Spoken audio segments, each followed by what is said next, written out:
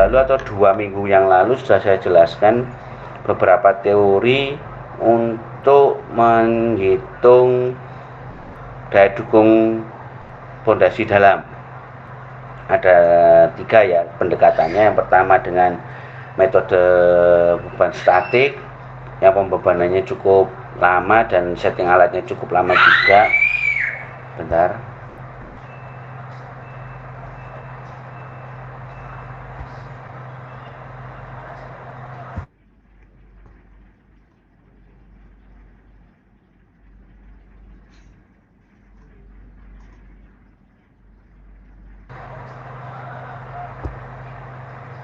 Oke, saya lanjutkan sampai mana tadi? Nah, perhitungan daya dukung. Mungkin untuk kelas D ya saya masih berhutang satu, yaitu perhitungan teoritis. Itu belum saya sampaikan ke teman-teman kelas D. Jadi ada 3 ya, pendekatan pertama dengan pendekatan langsung dengan pembebanan. Jadi yang pertama itu beban statik itu kita beli satu pancang, kemudian kita masukkan ke dalam tanah, kita hitung daya dukungnya. Nah seperti itu. Atau tiang bor, kita bor kemudian kita hitung daya dukungnya. Kemudian dengan cara berdasarkan pendekatan penyelidikan tanah. Berdasarkan data tanah atau penyelidikan tanah ada 2, dengan data dari laboratorium dan pengujian langsung atau data tanah yang pengujian di lapangan langsung. Kemudian yang ketiga dengan cara dinamik. Cara dinamik sama seperti cara pertama, yaitu dengan cara dimasukkan setelah dipancangkan atau diborkan, dipancangkan pondasi dalamnya ataupun pekerjaan pondasi bornya, kemudian dihitung dengan cara metode dinamik. Nah, kalau metode dinamik ini yaitu dengan pendekatan gelombang atau getaran. Jadi nanti satu pancang itu di salah satunya pancang diuji dengan diberikan suatu tumbukan, kemudian dibaca pantulan dari getaran yang diberikan tadi, atau dari tumbukan tadi akan menyebabkan suatu getaran, dan getaran itu akan terukur berapa sih nilai daya dukungnya. Itu dinamik. Nah, ini dulu sudah saya jelaskan perhitungan daya dukung berdasarkan data atau bahan pondasi pancang sendiri. Nah, ini konsepnya adalah sebelum teman-teman ini konsepnya adalah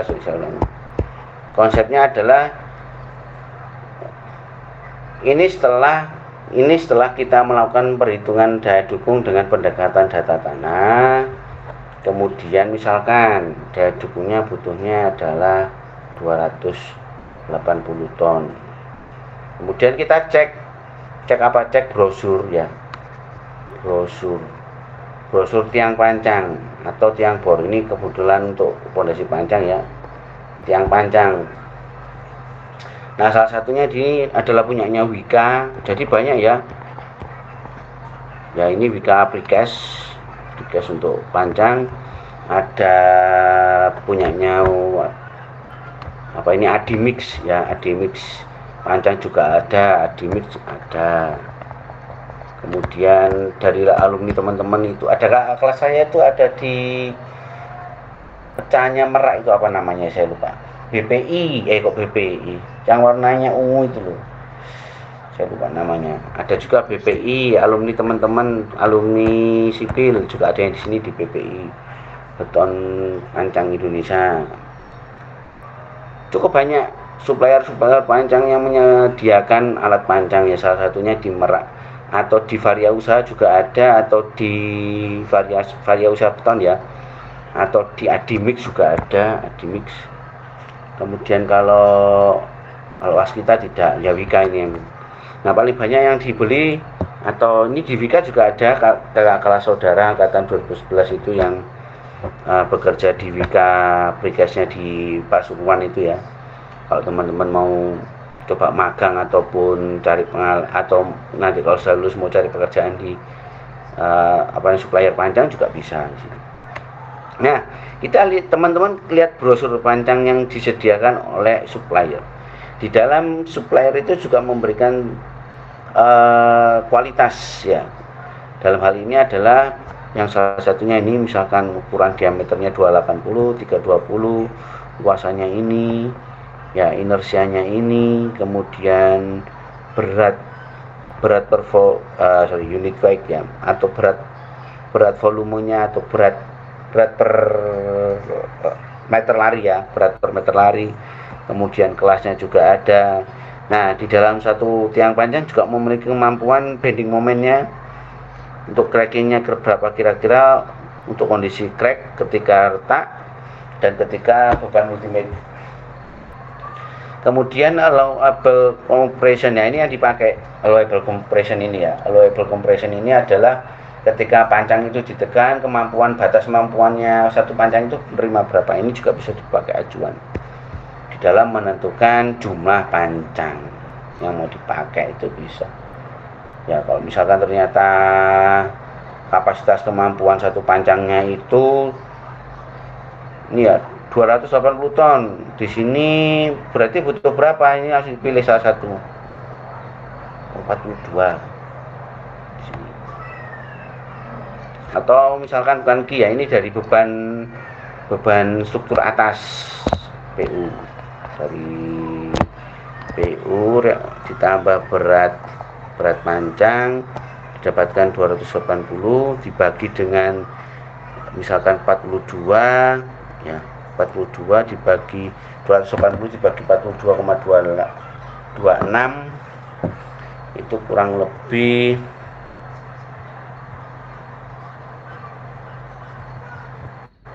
2,26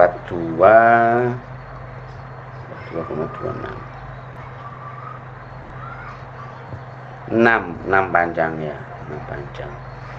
Nah, untuk kedalaman berapa? Nah, di sini diberikan alternatif antara 6 sampai 8 meter di dalam satu pancangnya, atau satu satu modulnya ya, 6 sampai 8 meter. Satu pancangnya bisa menerima itu. Nah, atau sebenarnya ini kan cukup besar sekali. Ini kan bukan berdasarkan data tanah.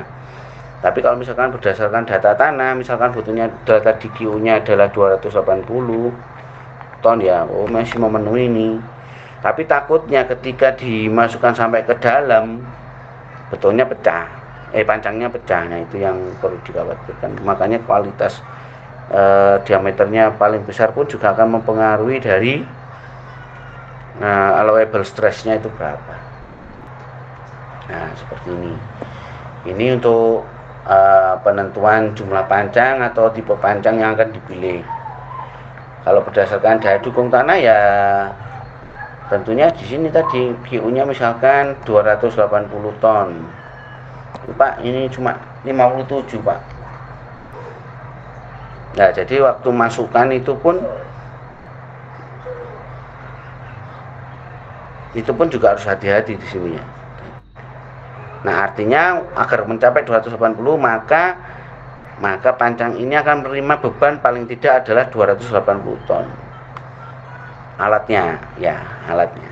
Jadi hidrolis minimal itu counterweight-nya atau beban counternya itu adalah minimal 280, lebih bisa. Apa yang terjadi, Pak? Nah, itu nanti kita tidak tahu ya perlawanannya bagaimana. Kalau tanahnya dia sangat mudah sekali, tentunya tidak akan memberikan suatu tekanan yang signifikan langsung ya ketika kita masukkan pancang ke dalam tanah. Nah, desakan pada tanah dan pancang itu akan menyebabkan pancang akan menjadi ya, kalau terlalu kuat seperti kalau misalkan tanahnya tanah pasir, maka rekomendasinya dengan menggunakan tiang bor ya. Rekomendasinya dengan tiang bor dan diberikan casing, atau dengan metode basa atau sluri ya. Disemprot sluri agar disemprot bentonet agar dinding-dinding dari tiang bor tadi tidak mengalami kelongsoran. Memang kalau tanah lempung itu paling enak itu dengan tiang panjang ini. Jadi kenapa? Karena panjang masih mampu untuk mendesak tanah lempung. Selanjutnya, nah ini sudah saya jelaskan prinsipnya adalah daya dukung tanah itu ada dua ya. Yang jelas yang pertama ada daya dukung ujung dan daya dukung selimut.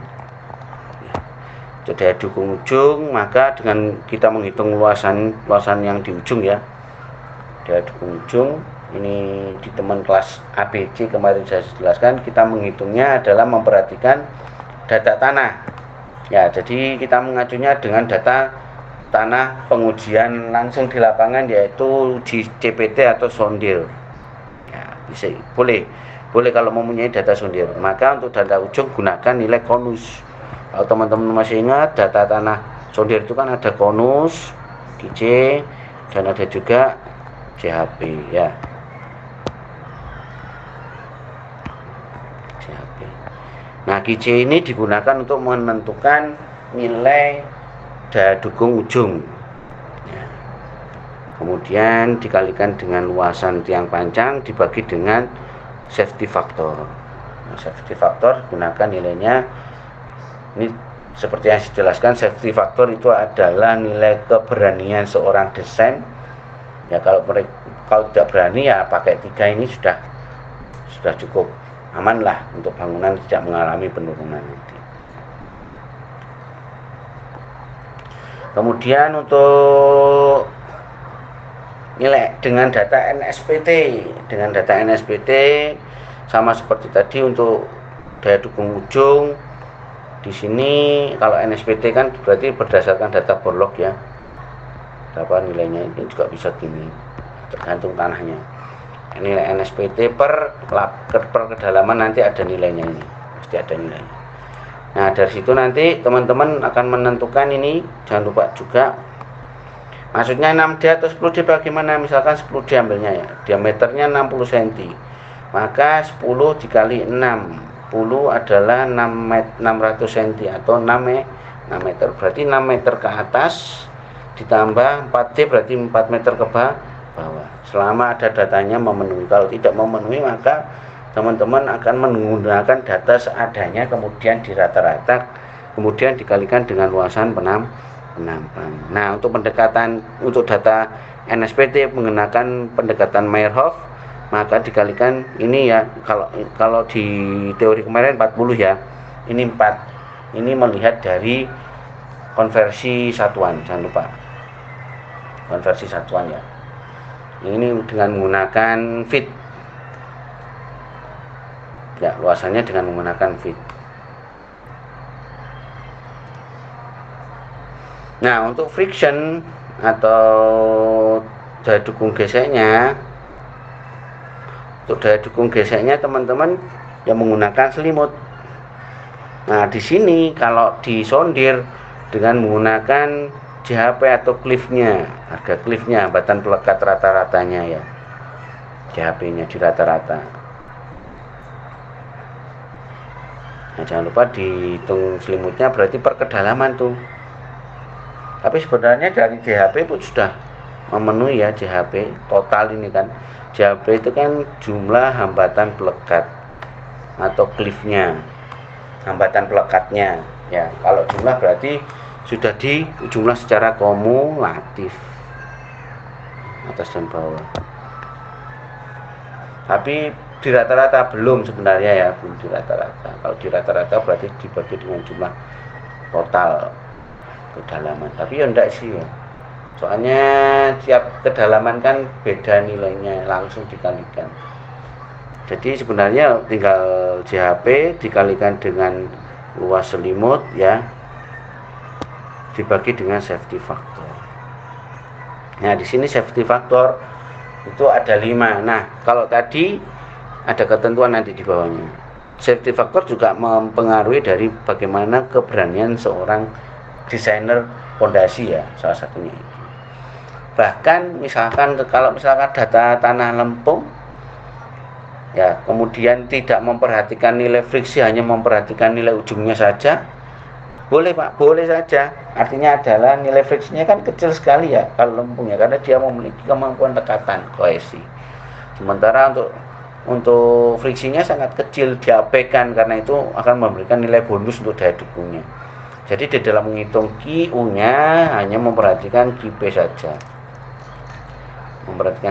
Memungkinkan? Mungkin saja.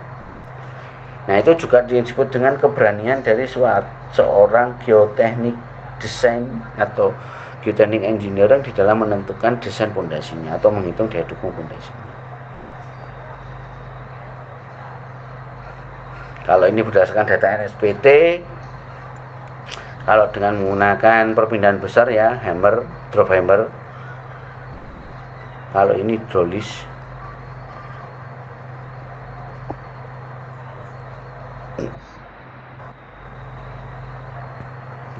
Siapa ini pin bergabung? Sudah. Nah, jadi untuk daya dukung pondasi panjang juga akan dibedakan berdasarkan alat atau metodenya. Kalau perpindahan besar itu kan berarti kalau orang malu itu ya, atau kemarin kalau saya jelaskan di 2 minggu yang lalu, drop hammer itu ya dijatuhkan itu kan berarti dia akan mempengaruhi radius getarannya, akan mempengaruhi cukup jauh, dan kalau di dekat dari tiang panjangnya digetarkan maka kemampuan tanah itu atau kelekatan tanah itu akan mengalami kehilangan tegangan, sehingga di sini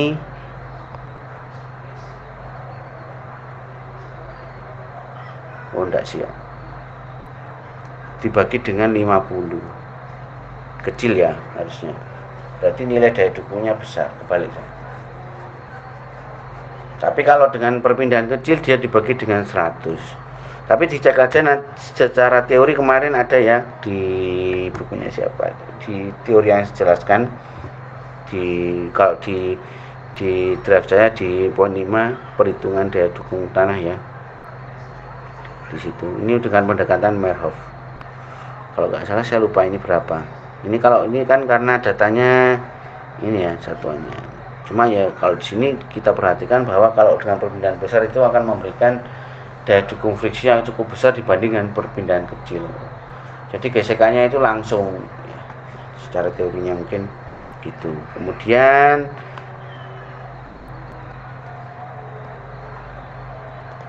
ini untuk berdasarkan jenis bahannya.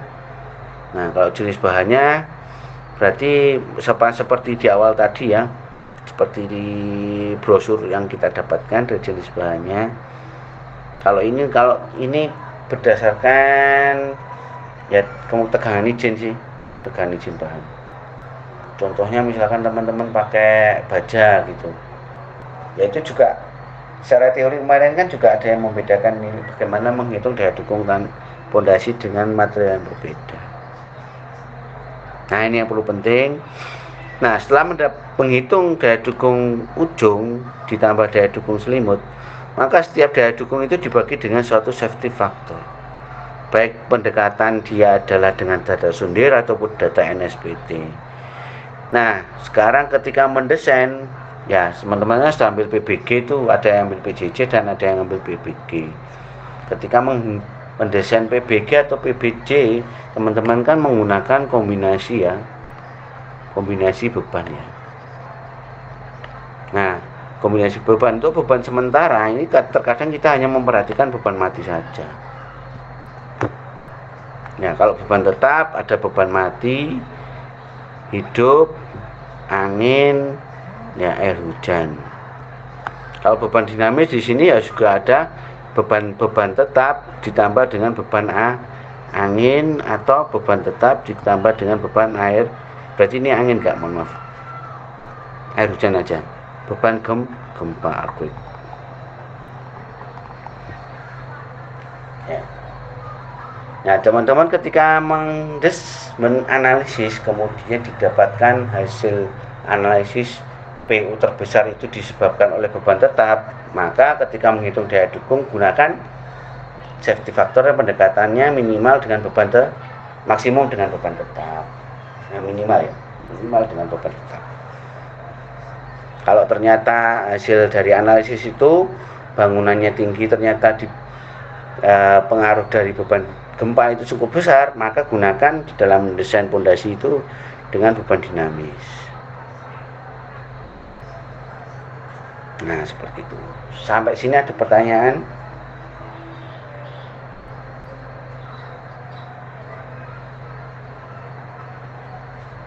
Ya, pada prinsipnya untuk menghitung kalau pondasi dangkal kan teman-teman hanya memperhatikan ujung saja ya. Ini kipe. Teman-teman kalau gambarkan tegangan di bawah tanah itu kipe aja.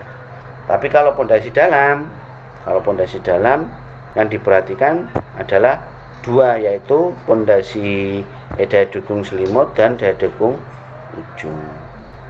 Kipe dan GS. Kalau hanya memperhatikan daya dukung ujung saja ya tidak apa-apa. Atau sebaliknya, hanya memperhatikan daya dukung selimut, tidak memperhatikan daya dukung ujung juga nggak masalah. Ya, karena itu ya dari segi keberanian seorang desain pondasi. Jadi mestinya ketika sebelum desain harus memperhatikan survei kondisi lahan si tempat seperti apa. Kalau memang di situ ada potensi gempa atau di situ sangat rawan sekali longsor dan sebagainya, maka desainnya jangan terlalu berani, ya. Cari yang safety. Nah, seperti itu. Jadi ini ya. Ini. Jadi untuk menghitung KIP dan GS, pendekatannya sudah jelas ya, pakai beberapa metode. Kalau di sini tadi yang dijelaskan dengan metode apa ini? Metode Meyerhof ya. Metode Meyerhof. Begitu dengan metode Meyerhof. Jika nanti dijumlahkan, jangan lupa Q-all. Nah, ini nanti Q-all ini yang dipakai untuk menghitung jumlah tiang panjang. Jadi misalkan didapatkan PU sebesar 320 ton, sementara di sini GP-nya dapatnya adalah 60 ton. Oke, Q-all-nya ya, Q-all-nya dapatnya 60 ton. Maka jumlah tiang panjang adalah PU dibagi Q-all. 320 dibagi 60. Dapatnya 5, berapa. Nah, kita kan tidak mungkin ya pakai koma-koma ini ya. Ya mestinya dibulatkan menjadi 6 tiang panjang. 6 tiang panjang. Nah, sekarang teman-teman sampai sini ada yang ditanyakan?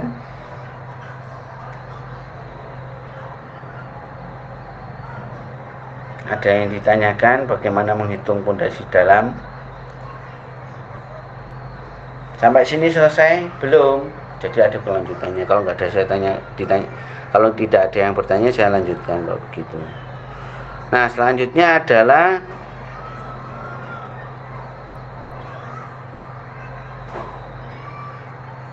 di sini nih. Ini contoh perhitungan. Perasaan tadi sudah ya. Oh, ini data NSPT, sorry. Ini untuk ini tadi sudah.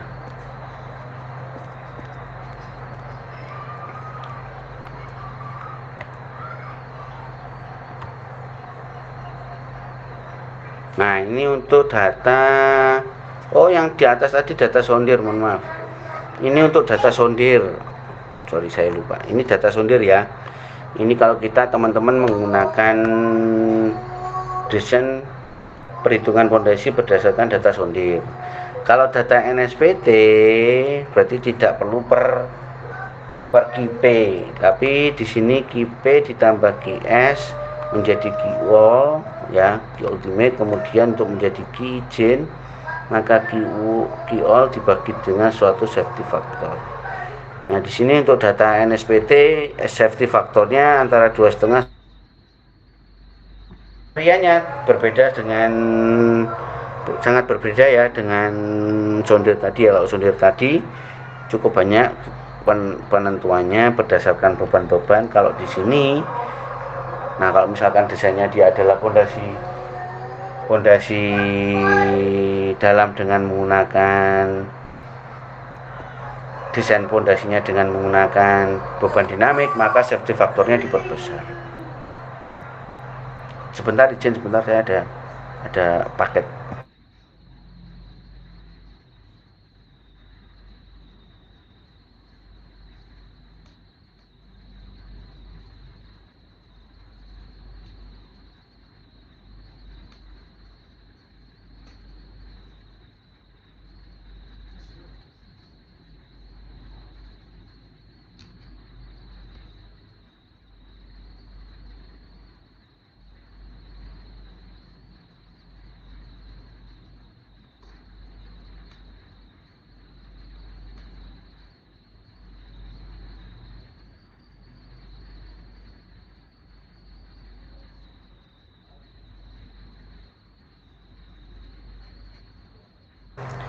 Oke, saya lanjutkan. Ternyata ada paket ngantar kartu. Sekarang administrasi itu bisa online. KTP kalau SIM kalau nggak salah bisa online ya perpanjangan itu. Nah ini contoh perhitungan. Diketahui data sondir dan boring. Nah sebelah kanan ya. Jadi teman-teman belajar mekanika tanah itu minimal itu bisa menggambarkan kayak gini. Ini untuk data sondir. Sebelahnya boring. Ya ini boring. Kemudian pasti ada nilai NSPT. Kemudian sebelah kanan ada description. Setiap lapisan ini teman-teman uji di lab itu. Uji GS-nya, uji LPL-nya, uji kuat gesernya, ya, uji konsolidasinya dan seterusnya. Nah, kalau pasir kan nggak bisa diuji konsolidasi. Ya bisa saja, tapi kan pemampatannya langsung segera. Berarti tanah lempung, ini juga ini berapa lapis. Nah ini adalah output teman-teman belajar mekanika tanah kemarin. Ya, yang akan digunakan apa? Banyak sekali ya, tidak hanya pondasi dalam ya. Ada sitpal juga, ada kalau teman-teman nanti mau bekerja di tambang, tentunya akan mempelajari bagaimana swelling tanah itu atau kemampuan swelling tanah itu berapa sih kira-kira angka porinya agar bisa menghitung volumenya. Karena apa? Ketika mau menggali tanah kemudian dimasukkan ke dalam baknya dump truck itu kira-kira butuh, ketika kapasitas volume tanah segini, kapasitas dari dump truck segini, kira-kira tanahnya itu nanti bisa terangkat atau terpindahkan atau masuk ke dalam bak itu berapa volumenya. Tentunya ketika masuk ke dalam situ kan tidak lagi padat ya, karena sudah digali sehingga dia menjadi kepiar ataupun teruraikan, kemudian dimasukkan ke dalam dump truck. Volumenya apakah sama ketika masih di dalam tanah? Kan tentunya tidak. Nah itu akan jadi suatu bagaimana teman-teman bisa menghitung produktivitas suatu alat ya. Ini teman-teman ada itu, kalau dulu nggak salah di sini nama mata kuliahnya adalah PTM, peralatan, saya lupa namanya. Kalau saya dulu ya alat berat, menghitung efisiensi alat berat. Itu bisa jadi suatu topik kalau belum mau belajar di sipil kemudian mau bekerja di bidang konstruksi ya di situ harus mempelajari manajemen konstruksinya seperti apa. Ya salah satunya ya efisiensi alat berat tadi. Nah saya lanjutkan, karena tanah itu mesti hubungannya dengan alat berat teman-teman ya. Alat berat dan sebagainya. Karena pekerjaan tanah ya tidak menggunakan alat berat.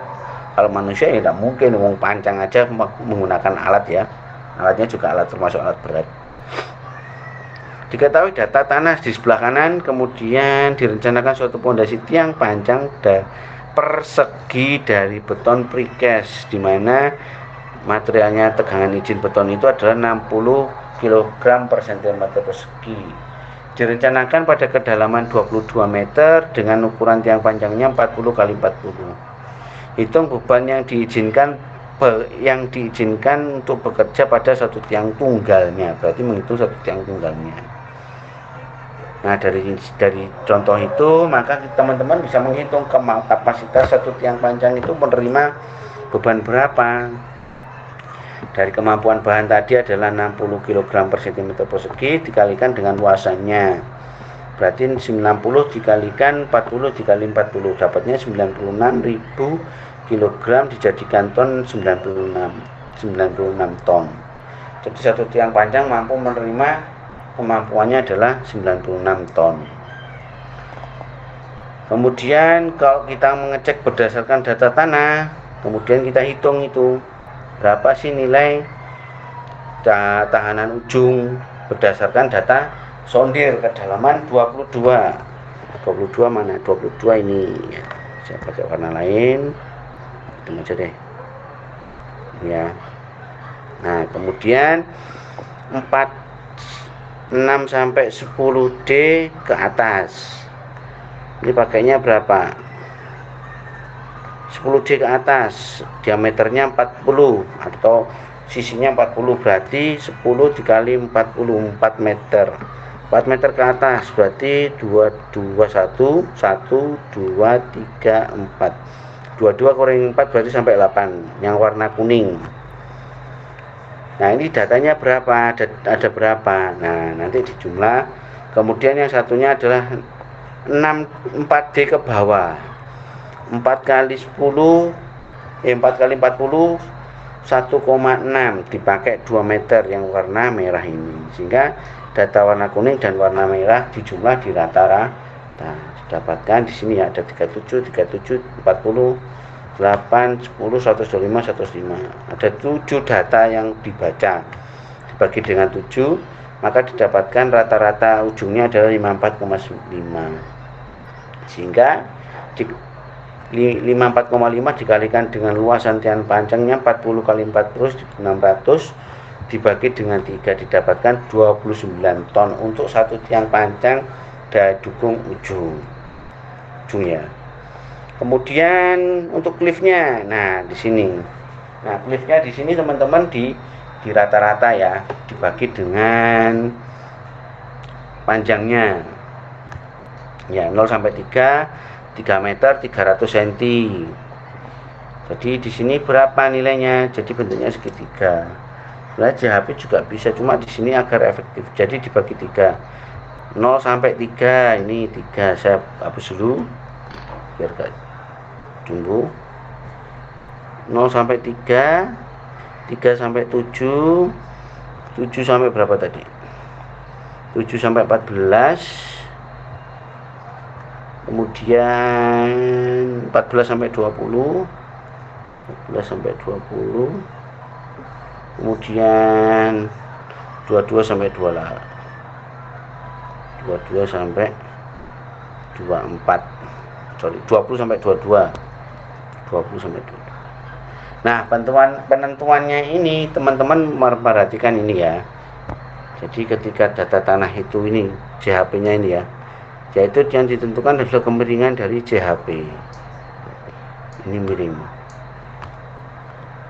Bisa gini, kemudian begini, kemudian begini, ditentukan ini. Di rata-rata dijumlahkan ya, jumlah datanya ada berapa di situ, kemudian dibagi dengan panjang.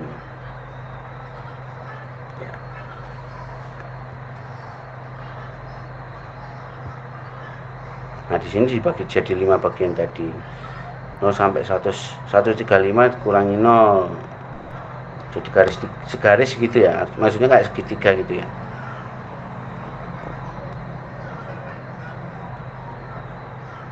Nah, itu 135 kurangi 0 dibagi 300, dapatnya ini per sentimeter harusnya ini, per sentimeter.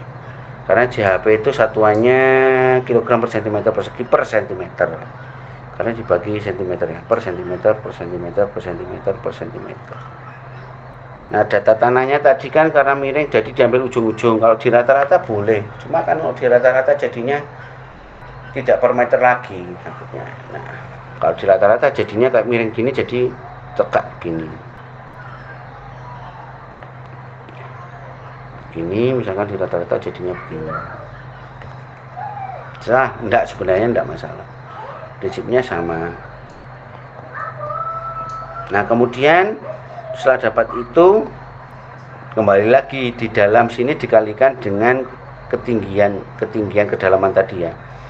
Yaitu di sini luas selimut 40 ditambah 40 dibagi 2 karena penampangnya persegi ya. Kemudian dikalikan dengan ketinggian berbeda-beda. Nah, ini tadi ada ketinggiannya. Nah, ini dikalikan dengan rata-ratanya tadi. Jadi ini rata-rata ini sebenarnya. Nah, rata-rata ini 0,45, 0,2 kali 400. Ini yang kedalaman 1, kedalaman 2, kedalaman 3, kedalaman 4, kedalaman 5. Sehingga didapatkan nilainya adalah dijumlah ya, dijumlah. Nah, kenapa dijumlah ya? Kan panjang itu kan bekerja dari ujung bawah sampai ujung atas. Ya, berarti kan selimutnya adalah dari ujung bawah sampai ujung atas. Ya. Kemudian dijumlahkan untuk mendapatkan daya dukung ultimate. Nah, ini kan karena data sondir ya.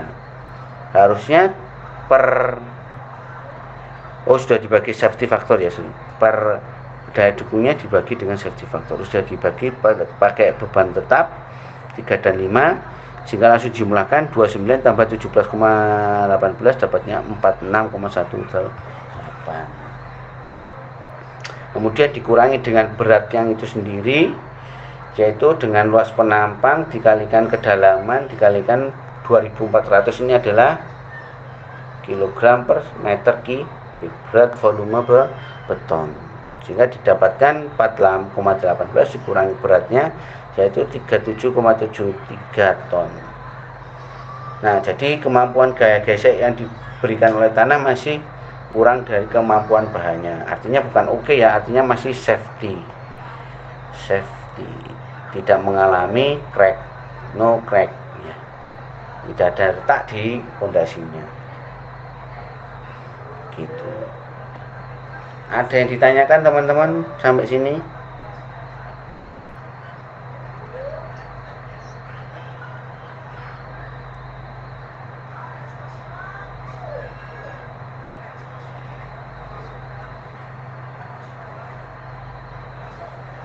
Nah, kalau dilihat, karena ini pakai data sondir ya. Kalau pakai data tanah, kalau teman-teman lihat tuh, jadi ngitungnya adalah tidak seperti data sondir tadi, tapi melihat tak hapus. Lihat ini, pasir. Maka menghitung QS dengan pasir, lempung, pasir lagi, QS dengan lempung, QS dengan pasir, dengan pendekatan teori kemarin ya. Jadi kan di sini ada, kalau pasir ada sudut geser, ada C kah? Ini juga ada C, apakah ada sudut geser? Ini jelas sudut geser, apakah ada C? Lempung dengan kulit kerang ada sama semua. Nah, setiap lapisan nanti kalau data tanah part gesernya sudah dapat, teman-teman akan hitung per kedalamannya. Ini GS berapa, nanti paling bawah dijumlah. Sama ya. Seperti itu. Kalau menggunakan data tanah. Ada yang ditanyakan sampai sini?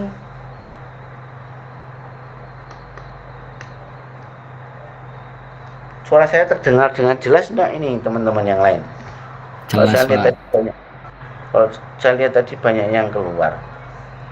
Ya, semoga saja bisa mendengarkan sih.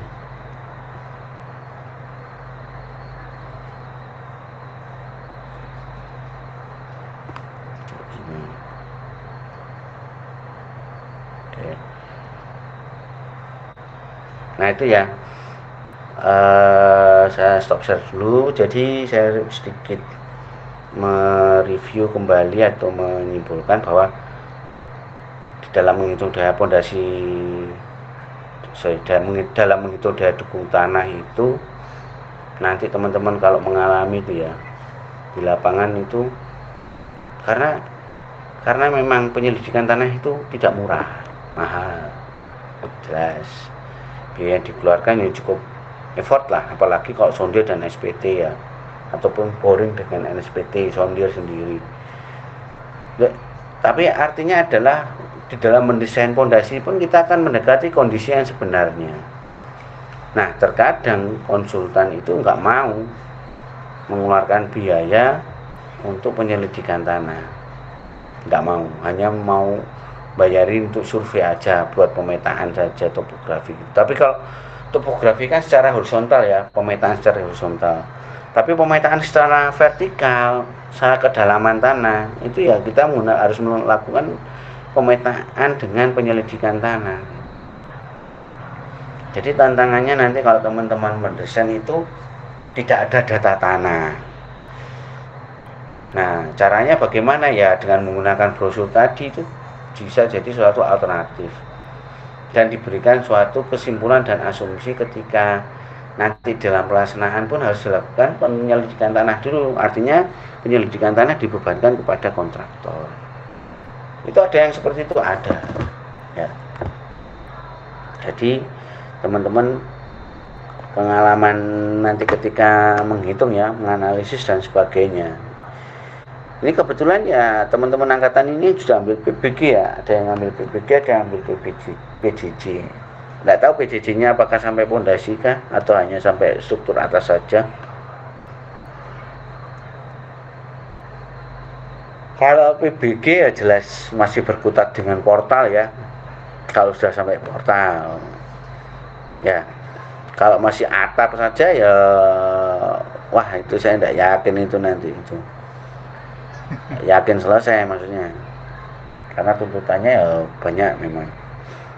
Protes saja, Pak, kenapa satu SKS harusnya kan realnya dalam menghitungkan harusnya relate SKS-nya.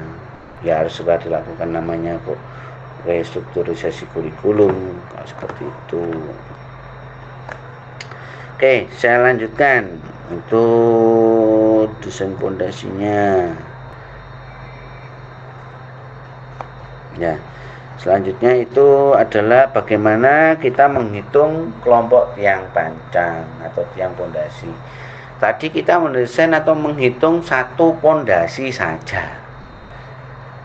Ya, kalau tadi saya sudah menjelaskan untuk tiang kelompok kita kan mendapatkan jumlahnya tadi dapatnya 5 dibulatkan jadi 6 tiang panjang. Nah, jadi kan dalam satu kolom ya itu membutuhkan 6. Sehingga kita akan buat yang namanya kelompok tiang panjang yang kecil-kecil atau tiang tunggal jadi satu. Pada kondisi sebenarnya ya sangat jarang sekali ditemukan tiang panjang itu berdiri sendiri atau single file. Umumnya tiang panjang digunakan secara kelompok atau grouping. Karena ya kalau misalkan single file sebenarnya bukan jarang sih. Tetapi kalau alatnya itu alat itu lebih tepatnya kalau pondasinya itu satu itu diameternya cukup besar, bisa sampai 10 meter. Cuma pertanyaannya, alatnya ada enggak untuk menggali pondasi dengan diameter 10 meter? Itu jadi kembali lagi ke alat. Kalau mungkin di luar yang disupport dengan peralatan yang cukup canggih, maka melaksanakan pondasi satu kolom atau satu pondasi itu satu tiang itu bisa saja. Kalau saya pernah tahu itu yang ini towernya listrik SUTT itu ya, towernya SUTT Sutet atau SUTT itu. Jadi ini tower ya, menaranya si towernya listrik itu ya. Ini pel capnya pondasinya cuma satu, besar sekali gitu. Sebenarnya seperti bikin pilarnya jembatan sih. Cuma kan untuk masuk ke dalam tanah kan harus digali. Galinya manual bagaimana Pak? Atau pakai mesin tapi ya tidak diboring begitu? Ya mungkin saja bisa. Cuma kan membutuhkan biaya dan effort yang cukup banyak dan lama. Nah, di atas tiang kelompok nanti akan diletakkan suatu pur atau footing atau pel cap yang berfungsi untuk menyatukan seluruh tiang tersebut agar bisa bekerja secara bersamaan dan mendistribusikan beban ke semua titik kolom. Sehingga di dalam perhitungan pel cap itu pel cap akan dianggap sebagai plat yang memiliki kekuatan secara sempurna. Jadi desain pel cap itu pun juga harus memperhatikan dari tiang kelompok. Ya, tuh. Apabila beban yang bekerja pada tiang kelompok mengalami penurunan, maka ketika penurunan selesai, bidang pel cap akan tetap pada bidang yang datar. Gaya bekerja masing-masing pada satu tiang kan berbanding lurus dengan penurunan satu tiangnya. Contoh, ini misalnya tadi dapatnya 6 ya. 6 gimana ini pasangnya? Mau begini Pak. Tuh 2, 3, 4, 5, 6. Angel juga. Atau bikin 3 baris, 1, 2, 3, 1, 2, 3. atau bentuknya nyeleneh.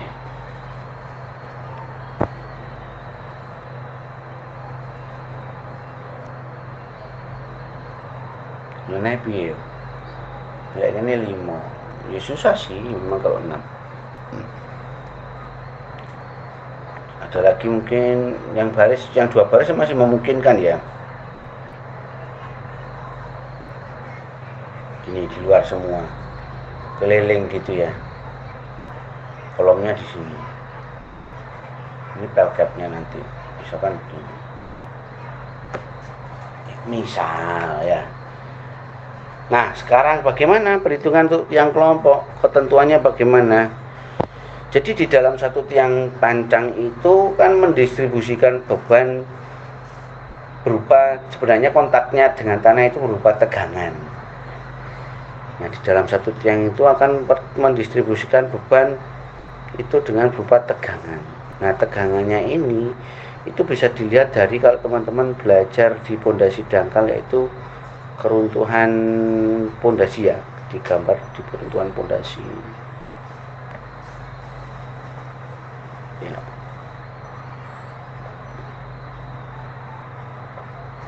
Nah, umumnya ini bisa dipakai jadi ketentuan jaraknya ini. Nah, harapannya di dalam satu tiang itu tidak mengalami yang namanya superposisi. Misalkan dia berlebihan begini areanya. Jadi di sini ada intersection yang saling mengikis. Nah, harapannya adalah bersinggungan. Bersinggungan itu adalah tegangannya terdistribusi tadi itu bersinggungan begini. Ini misalkan satu tiang panjang. Sehingga didapatkan jarak antar as ke as tiang panjang itu bisa didapatkan. Nah, dalam hal ini ada ketentuannya sebagai beberapa berdasarkan saya lupa teorinya. Di sini menggunakan 2,5D sampai 3D.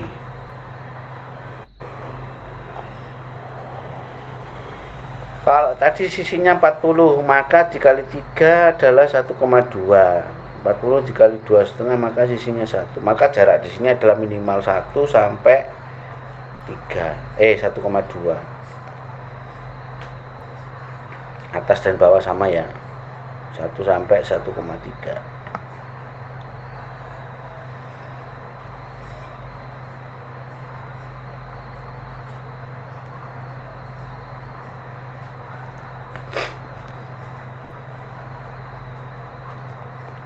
Nah, ketentuannya di sini prinsipnya bersama apa yang saya jelaskan, bahwanya ketentuan 2,5 sampai dan 3D itu berdasarkan pertimbangan kesetimbangan. Apabila jaraknya itu kurang dari 2,5D, maka pancang yang nomor 3 ini akan mengalami di dalam satu kelompok itu akan kemungkinan tanah itu akan di sekitar pancang nomor 3 itu akan selalu mengalami beban yang berlebih, yang terdesak. Sementara untuk yang 1 dan 2 tidak.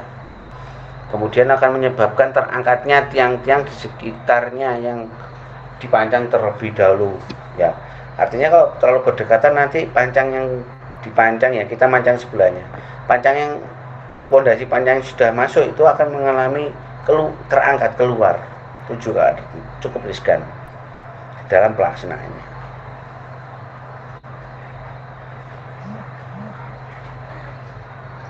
Dan apabila jarak antar tiang pancangnya itu melebihi dari yang disyaratkan atau lebih dari 3D, maka akan tidak akan menjadi tidak ekonomis. Ya, yang menyebabkan nanti ukuran pagarnya cukup besar untuk mengkoneksikan antar satu pancang itu juga akan kerumitan dan sebagainya. Nah, pada perancangan pondasi tiang pancang, setelah jumlah tiang pancang dan jarak tiang pancang itu ditentukan, maka luas bell cap itu juga akan ditentukan berdasarkan sisi-sisi luar dari tiang pancang tersebut. Apabila luas bell cap ini yang diperlukan ternyata lebih kurang dari setengah dari luas bangunan, maka digunakan pondasi setempat. Kalau ternyata lebih dari setengah bangunan, maka bisa digunakan pondasi rakit atau rough foundation. Maksudnya bagaimana? Contohnya adalah saya gambarkan di sini. Kalau misalkan ini denah luasanmu, kemudian pondasi bell capmu itu hanya butuh tidak full begini, Nah ini bisa dianggap setempat. Kalau misalkan ternyata butuhnya segini, hampir setengahnya, nah di sini bisa dipakai pondasi rakit atau di sisi luar dari pondasi tadi itu selain dipanjang dia dirakit tulangnya. Nah karena apa? Atau ya intinya pelkep itu saling bertabrakan dan bersinggungan. Nah itu kalau misalkan ada pelkep yang bersinggungan atau bertabrakan maka bisa dijadikan satu. Dan itu akan jadi ekonomis karena daya dukungnya akan saling mendukungnya, mensupport atau mendukung.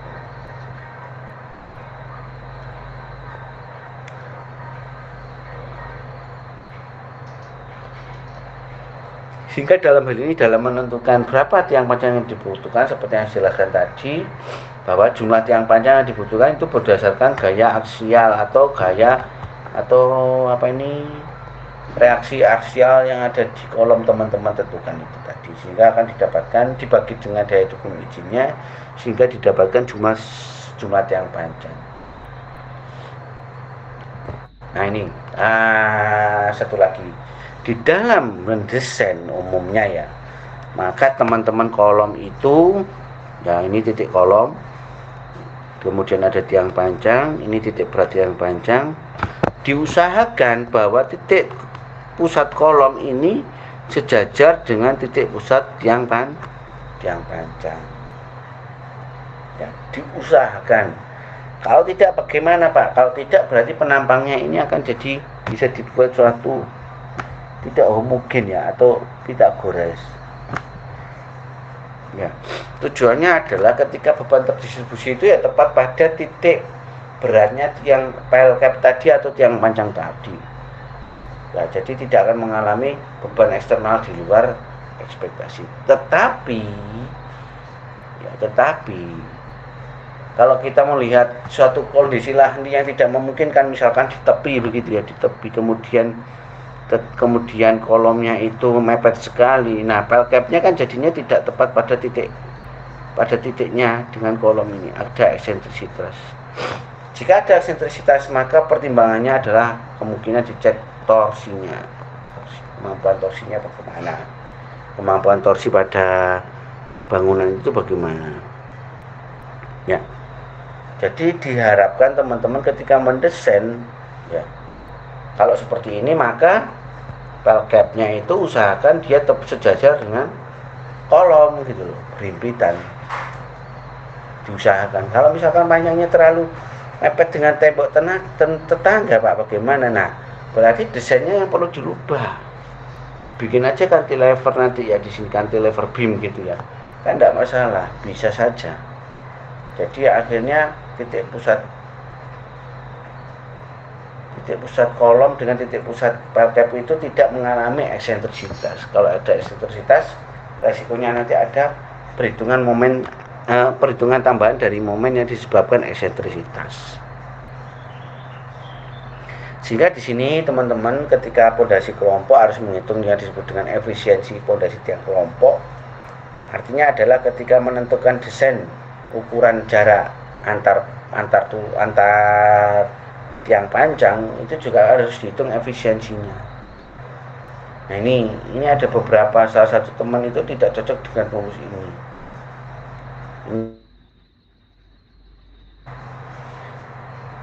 Kelompok ya,